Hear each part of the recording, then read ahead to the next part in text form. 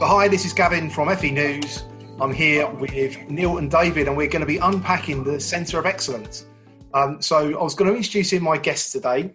So we've got Neil Bentley Gockmann, who is the Chief Executive of the WorldSkills UK. Neil, how are you? I'm good, thanks. Hello, Gavin. Good to be here. And good to be with you. And I'm also with David Gallagher, who is the Chief Executive of NCFE. How are you, David? Hello, Gavin. Yes, really good, thanks. You?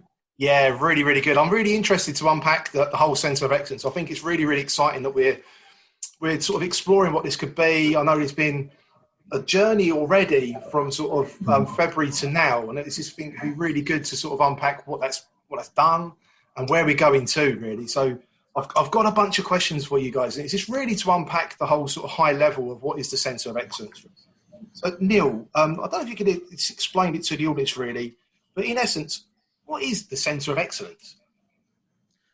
So the Centre of Excellence is about how we transfer international best practice into everyday teaching, learning and assessment practice in colleges. Its genesis came, I suppose we were inspired by other WorldSkills countries who've set up similar centres. And we also had Oxford University do some research into the work that our training managers do in training young people to a world-class standard for Team UK, WorldSkills. And all of that came together about a year ago when we were thinking, what can we do to really make sure that we are helping support our college partners drive up standards of teaching in particular.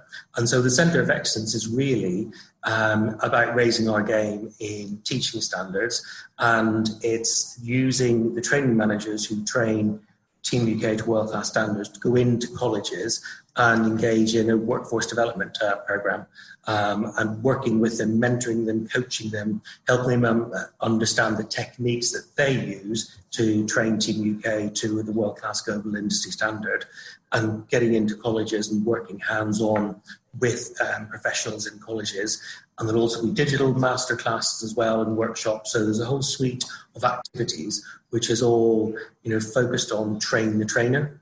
And then alongside that, we'll also carrying on doing research into other international skills systems and how that can shape our thinking in the UK and how we work with colleges and training providers across the UK to drive up standards. That's fantastic. David, can I ask you, I know this is very much a partnership between WorldSkills UK and NCFE. So could you sort of unpack that a bit more really around sort of where things have started from and going to? Because I know this sounds like it's going to be absolutely excellent, not just for skills competitions, but also to help, drive up quality within the whole FE ecosystem.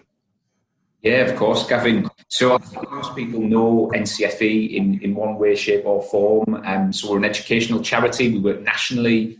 We predominantly focus in tertiary education, and in that we focus in technical and vocational subjects primarily.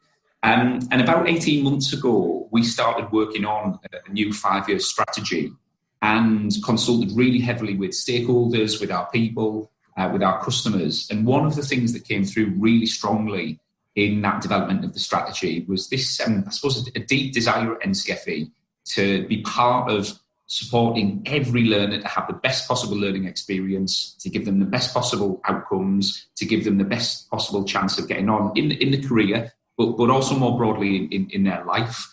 And we had a really good look at what we were doing at that point in time, in terms of products and services, our support for our centres. That we could do more. We felt that we could add more value to the system. We felt that educators are quite often underinvested in the tertiary and particularly the technical vocational education system. I mean, that came through in the Auger report. It described us as the Cinderella of education, I think was the phrase that was used. And when we thought about all of that, we really started thinking, well, if we want world-class transformational learning experiences, to some extent, it lives or dies with the quality of that educator. So we thought, well, what can we do to invest in educators who have been underinvested in, to support them to be the best they can be so they can provide the best possible experience? And I suppose it was quite serendipitous in a way that at the same time as we were thinking about that, we saw the scope research. I already had a conversation teed up with Dr. Neil Bentley Gockmann here, And it was born from there, really. And it's not an overstretch to say that we were just really inspired by the research, by the mission, the vision that Neil and the team had. And very quickly it became apparent that there was the recipe starting to emerge as to what we could do to mainstream excellence through investing in technical and vocational educators. Then 18 months later, we're launching the Centre of Excellence. We're cutting cake together this morning, just like the partnership should. And it's just come from there, really. And so I suppose for us, it's about, as an awarding organisation, who our heart, most importantly, we're an educational charity. We care most about learners. We want them to have the best possible opportunities and the best possible progression. This became a really almost an obvious thing for us to do, to invest our resources in helping the system to be better at a time that it needs it more than ever. Yeah, very much. And just to sort of clarify, the Centre of Excellence, is it for the main focus looking at competition, or is it looking at excellence within the sector, or is it a mash of the two, basically? It's more about the sector and driving what the scope research identified, I think, is moving shift from competence to excellence in terms of training and assessment. Yeah. And so it's not about training young people for competitions. It's about, as David was saying, it's about this whole concept of mainstreaming excellence, identifying what excellence looks like in terms of, great practice from an educator perspective, and mainstreaming that in how the colleges and training providers in the future, how they operate, how they teach. And so it's a broader brush agenda, and it's more of an ambition to really get everybody working towards this concept of excellence and mainstreaming that, so that with the project we're launching today as a Centre of Excellence with a 3-year programme, that's about reaching 40,000 young people.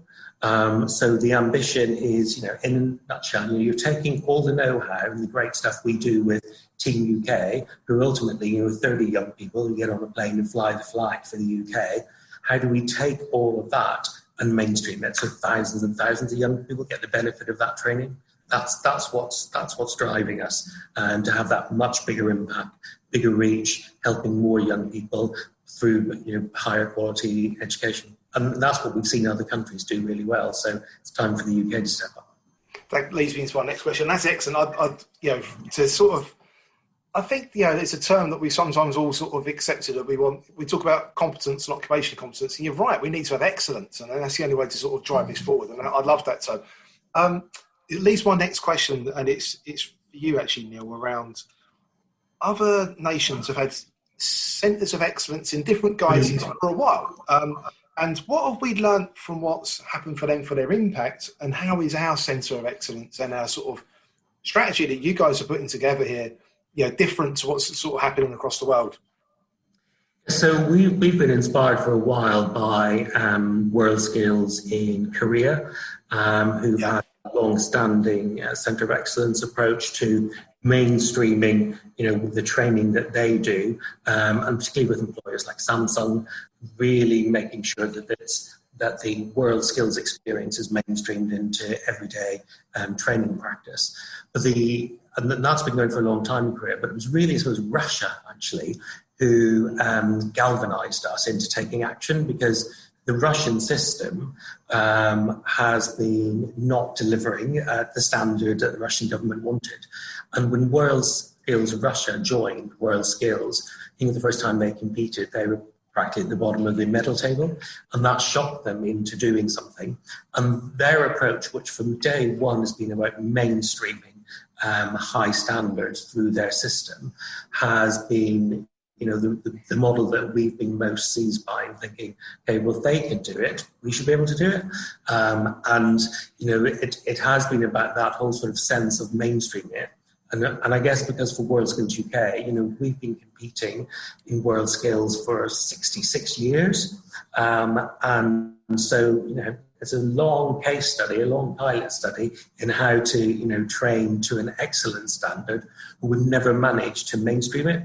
And so it's really learning from how the Russians have done it, looking at Korea, but other countries now are doing it as well, and looking at making sure that WorldSkills isn't is about competition for the few. It's about what's the added value from the training methodology behind Team UK, and how do we give it access to that thinking to loads of educators across the system.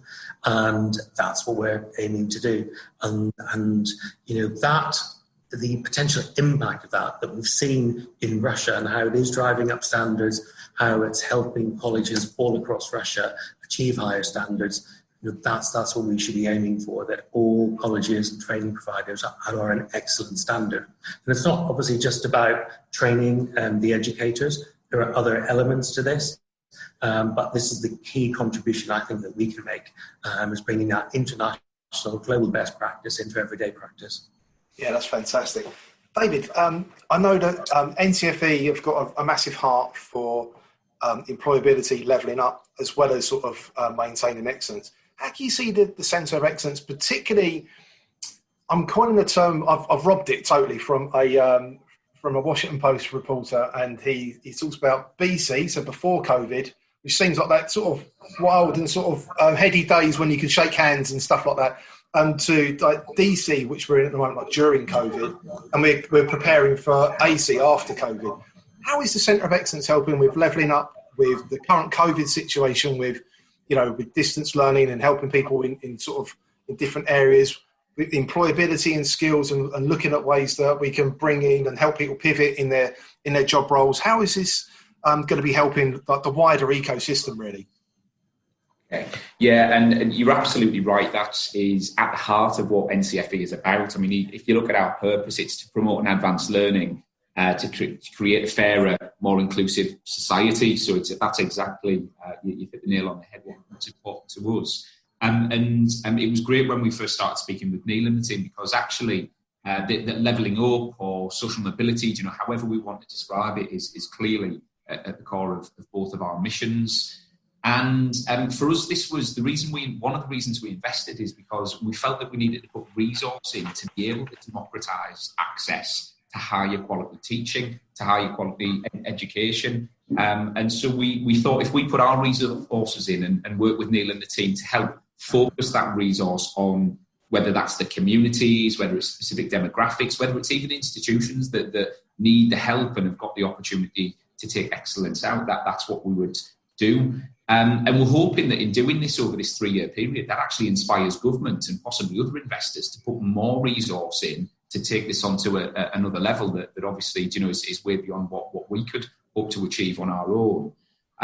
So you'll see that within the providers that have been selected to be this first wave in the Centre of Excellence, there's lots from areas, the Northeast, where our home is as NCFE, the Northwest. There's lots of areas where there are particularly challenging situations societally, within communities, within local labour markets.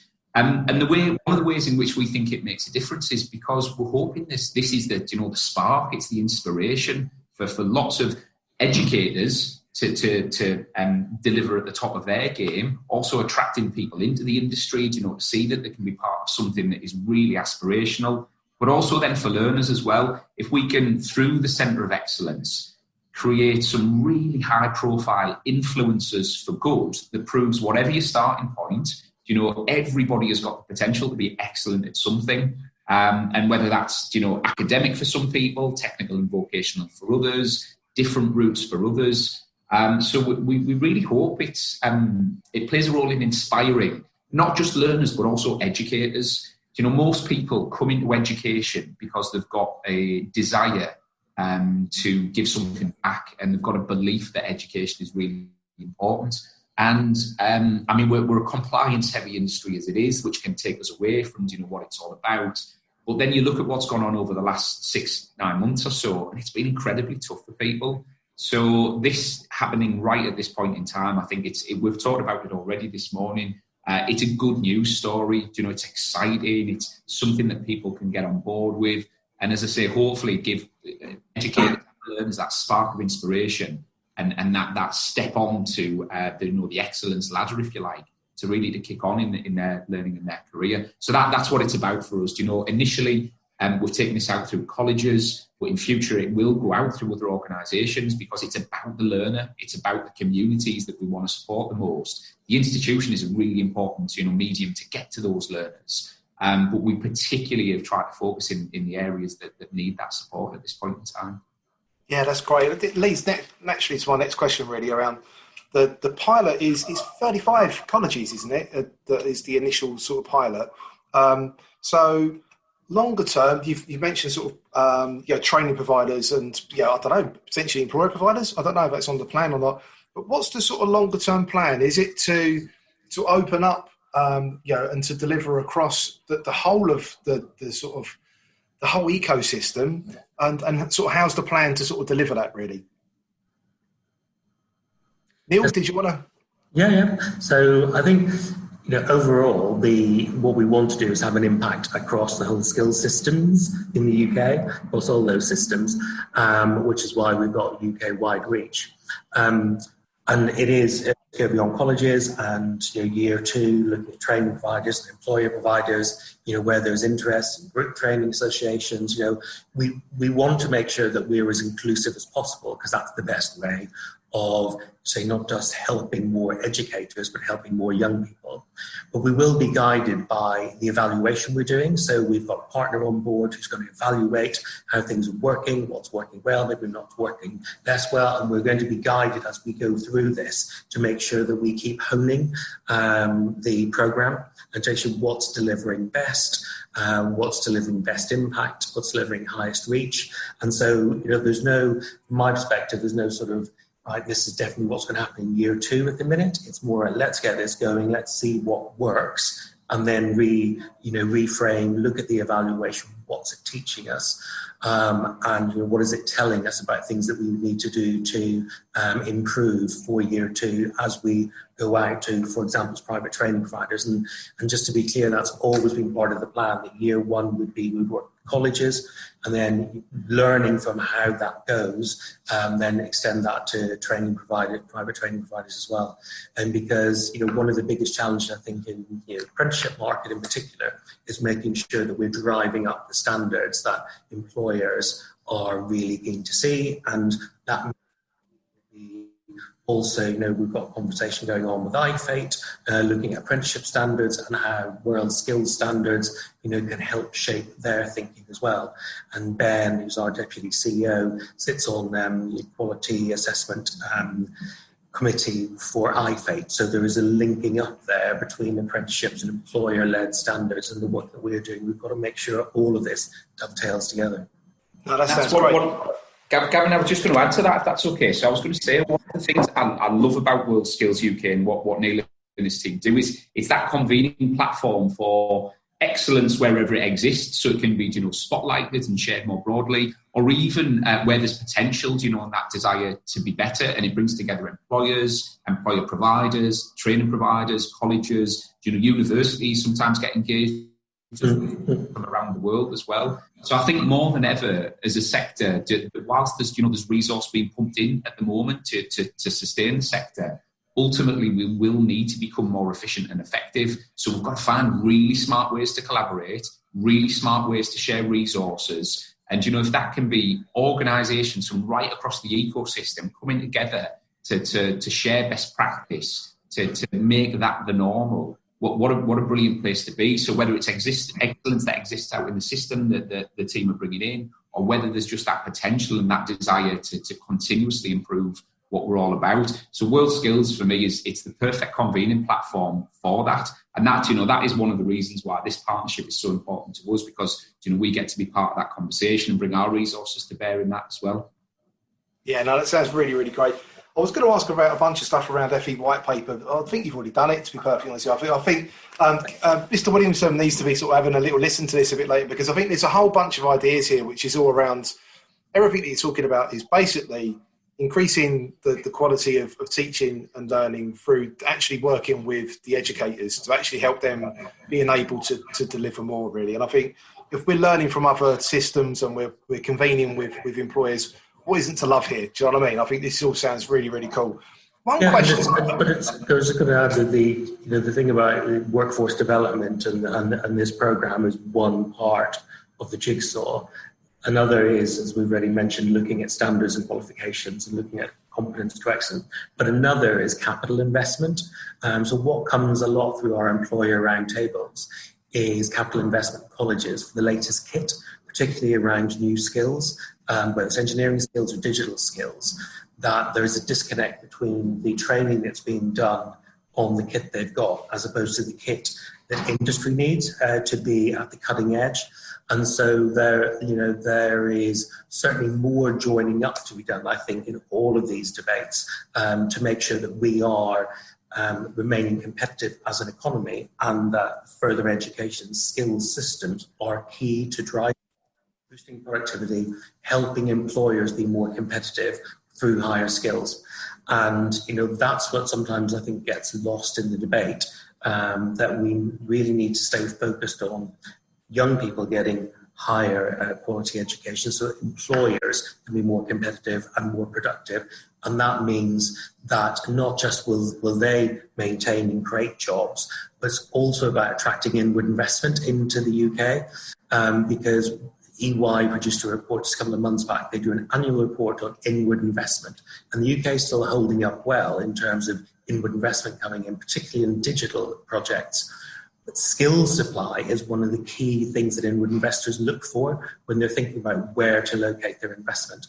And that's why, the likes of Jaguar Land Rover in the West Midlands, with Indian investors behind them, they're working with Warwickshire College Group and they're working with Warwick University because they need that high quality skills supply. Toyota works with us on our mechatronics competitions because they want to be driving up standards to be able to tell Japan that they're increasing the quality of their skills, which means a higher quality product at the end of the day. And we've got to make sure that we are part of driving also the inward investment conversation, recognising that skills are absolutely vital to international investment and trade. And as that will become such a huge debate, I think, for the UK, well, it is already, but in the run-up to and beyond Brexit, that's where skills and high quality skills has got to be a massive enabler, driver, catalyst for change in the UK economy. David, anything you want to add to that? I can see you animating, wanting to get in. Yeah, absolutely. So it's to Neil's point around capital investment. I do think this is incredibly important. So I spoke to somebody last week who was telling me about how there is an RAF plane at the moment that only has one seat. So the first time you fly that plane is the first time you fly that plane, and you fly it on your own. So we're talking about multi-million pounds worth of kit that we entrust somebody to fly because they learn and are assessed in a simulated environment.